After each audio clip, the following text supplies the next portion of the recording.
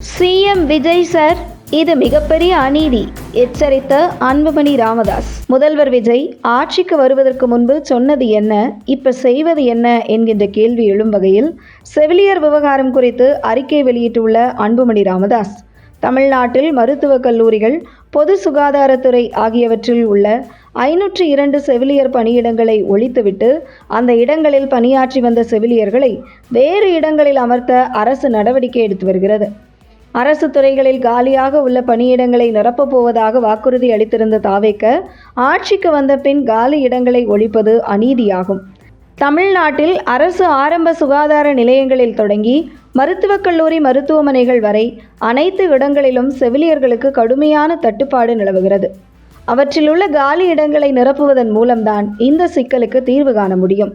ஆனால் தமிழக அரசோ ஓரிடத்தில் பணியாற்றும் செவிலியர்களை இன்னொரு இடத்திற்கு மாற்றி நிலைமையை சமாளிக்கும் விதத்தை செயல்படுத்தி வருகிறது. இதனால் ஊரக பகுதிகளைச் சேர்ந்த நோயர்கள்தான் பாதிக்கப்படுகின்றனர்.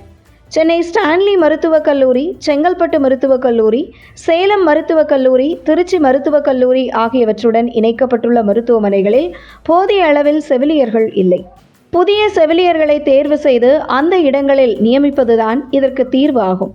ஆனால் அதை செய்யாத தமிழக அரசும் நாமக்கல், கிருஷ்ணகிரி, திருப்பூர், நீலகிரி, அரியலூர், கள்ளக்குறிச்சி, திருவள்ளூர் ஆகிய 7 மருத்துவக் கல்லூரிகளில் உள்ள தலா 30 செவிலியர் பணியிடங்களை ஒழித்துவிட்டு அங்கு பணியாற்றி வந்த 210 செவிலியர்களை ஸ்டான்லி, செங்கல்பட்டு, சேலம், திருச்சி மருத்துவக் கல்லூரி மருத்துவமனைகளில் நியமித்துள்ளது.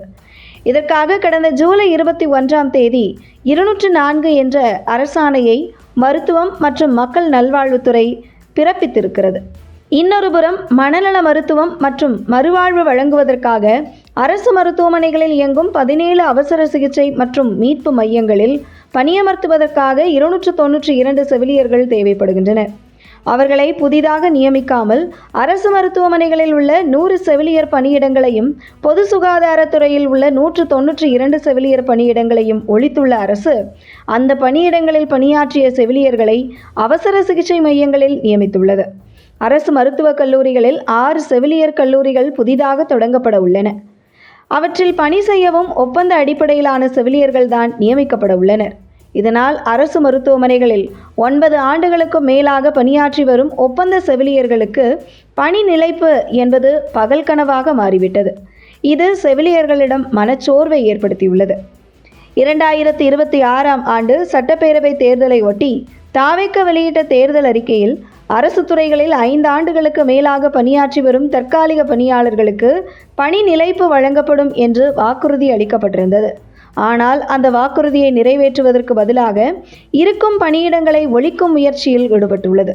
இதே நிலை நீடித்தால் தமிழக மருத்துவமனைகளில் சில ஆண்டுகளில் செவிலியர்கள் இருக்க மாட்டார்கள்.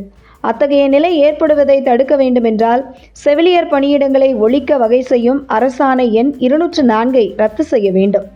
காலியாக உள்ள செவிலியர் பணியிடங்கள் அனைத்தையும் நிரப்ப வேண்டுமென அன்புமணி ராமதாஸ் வலியுறுத்தியுள்ளார்.